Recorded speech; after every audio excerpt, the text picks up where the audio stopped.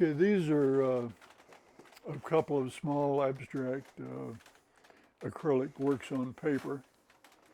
This first one here is a little more elaborate than some I do. It's got more complexity and layers of interest, which invites you to look at a little bit longer than some of my others, which rely on more of a impact, immediate impact. But it's a pretty elaborate process. I took some time to do that. I just felt the need to keep going and keep going. Uh, I probably started with the overall ground color there, this warm color, and Right here? of this area here. Uh-huh. And I probably took a brush and some paint. But I'm trying to reconstruct. I think I printed a pattern here with a sort of a mesh pattern from a rubber mat, uh, painted it and pressed it under the paper and printed the design. And then I altered it by painting over it partially with a brush and liquid acrylic paint to sort of change it and make it more complex. Uh, it's hard to remember in what order I did what, but I added some collage to that to give it a little more interest. This area here is a piece of, kept adding and altering. Added a piece of linear uh, that attracts your eye immediately, almost as a point of interest with this piece of collage.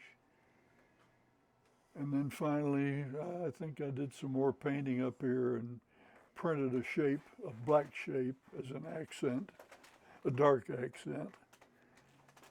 And somehow it seemed becoming more and more complex, but I hope more interesting.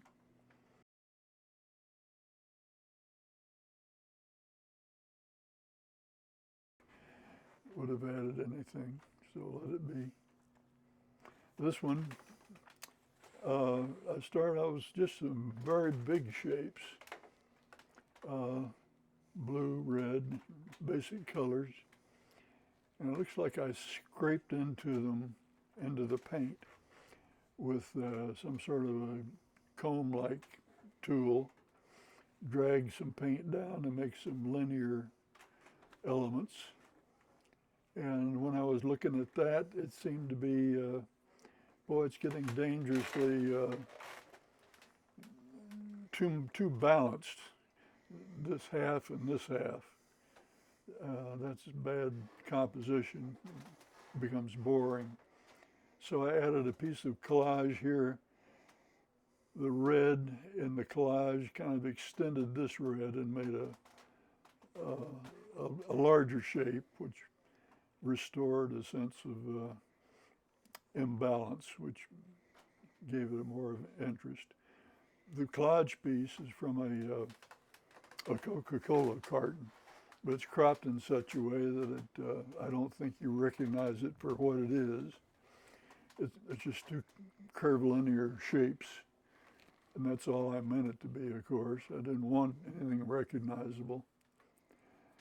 And the metallic